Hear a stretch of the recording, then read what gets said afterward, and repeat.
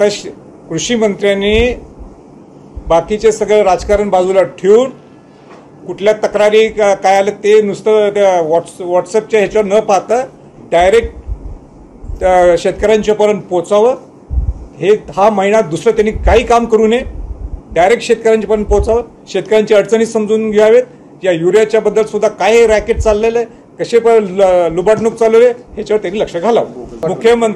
मुख्यमंत्री ज्यावेळी कृषी आयुक्त ना आम्ही भेटलो त्या मिनिटालाच मुख्यमंत्री उपमुख्यमंत्र्यांना सगळे निवेदन सगळे पत्र व्यवहार केलेलं आहे. आता त्याच्यासाठी मी मुंबईला जाणं मला नाही वाटत गरज आहे. त्यांचं ऑफिस सक्षम पाहिलं म्हणजे एकदम प्रॉपर पाहिलं, त्यांनी माहिती घ्यायला पाहिजे. पत्र त्यावेळीच गेलेले. माझी सरकारला परत एकदा सूचना आहे की वॉर फुटिंगवर युद्ध पातळीवर बाकीचे सगळे विषय बाजूला टाका आणि शेतकऱ्याचे विषय ऐरणीवर घ्या आणि सगळे विषय सोडा. बस झाले. आता लोकसभा संपली, सगळी संपली. आता कामाला लागा आणि मुंबईत येऊन बसा आणि सगळे लवकरच्या लवकर हे सगळे शेतकऱ्यांचे विषय संपवावेत. हे अशी माझी सरकारला विनंती राहणार आहे.